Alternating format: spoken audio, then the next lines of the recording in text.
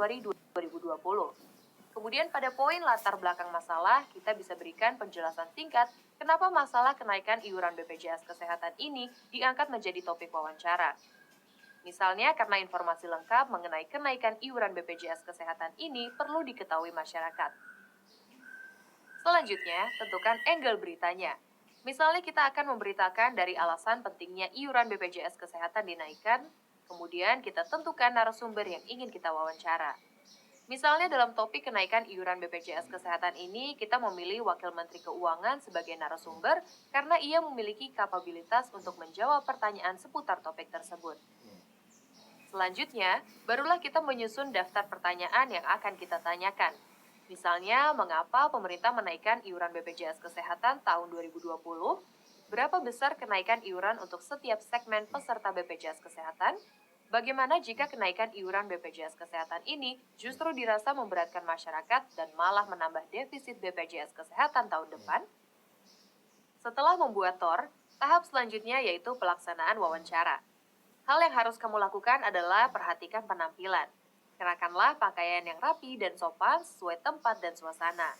Misalnya jika narasumbermu adalah presiden dan tempat wawancaranya adalah di istana, kamu wajib mengenakan kemeja, celana bahan, sepatu pantofel, karena ini merupakan peraturan yang memang sudah ditetapkan bagi siapapun tamu yang masuk ke istana presiden. Kemudian datanglah tepat waktu jika sudah ada kesepakatan dengan narasumber. Lalu perkenalkan dirimu. Jika perlu, tunjukkan ID pers. Kemukakan maksud kedatanganmu, lalu tanyakan nama lengkap dan jabatan narasumber. Bila perlu, minta narasumber menuliskan namanya sendiri agar tidak terjadi kesalahan. Hal ini bisa kamu lewatkan jika sebelumnya kamu sudah mengetahui jabatan dan nama narasumber ya. Hal berikutnya adalah siapkan catatan juga.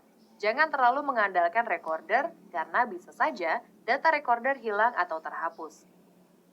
Selanjutnya, kamu mulai bisa mengajukan pertanyaan dan dengarkan pernyataan narasumber dengan baik. Perlu diingat, tugas wartawan adalah untuk menggali informasi, bukan menggurui narasumber, apalagi ingin terkesan lebih pintar atau lebih paham dari narasumber. Untuk itu, ada beberapa hal yang sebaiknya tidak kamu lakukan ketika sedang mewawancarai narasumber. Di antaranya yaitu mengajukan pertanyaan yang bersifat interrogatif atau memojokkan. Hindari juga pertanyaan yes-no question atau pertanyaan yang hanya butuh jawaban ya atau tidak. Contohnya, apakah Anda mundur dari jabatan Anda? Pertanyaan ini adalah contoh yes-no question. Jika kamu bertanya seperti ini, narasumber tidak akan menjawab panjang lebar, melainkan hanya ya atau tidak. Sebaiknya pertanyaanmu diubah menjadi, mengapa Anda mundur dari jabatan Anda? Dengan pertanyaan mengapa ini, narasumber akan menjawab dengan kalimat yang panjang. Nah, setelah kamu sudah selesai wawancara, tahap terakhir adalah mentranskrip hasil wawancara. Transkrip wawancara adalah salinan berbentuk tulisan dari sebuah wawancara. Transkrip wawancara ini bisa berbentuk transkrip detail atau verbatim dan transkrip substansif. Jika kamu membuat transkrip verbatim, berarti kamu harus menulis kata per kata termasuk suara batuk dari disertai ekspresi orang tersebut. Sedangkan pada transkrip substansif, berarti kamu hanya mencatat dialog-dialognya saja. Bagi jurnalis, transkrip sebuah wawancara mempunyai kepentingan tersendiri, seperti 1. Untuk pengingat. Jurnalis tidak bisa hanya mengandalkan ingatannya saja, apalagi jurnalis yang sedang meliput banyak kejadian dalam satu hari. Pastinya jika kamu jurnalis, tidak mau kan diprotes oleh narasumber karena salah menulis jabatan atau kurang lengkap menulis pernyataan darinya? 2. Kutipan. Hal yang sangat berguna dari melakukan transkrip wawancara adalah menulis kutipan dari narasumber.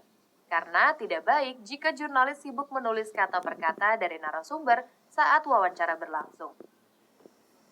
Narasumber bisa tersinggung, selain itu akan repot jika jurnalis harus menulis pernyataan narasumber karena kecepatan orang yang berbicara berbeda-beda. 3. Dapat digunakan untuk beberapa angle.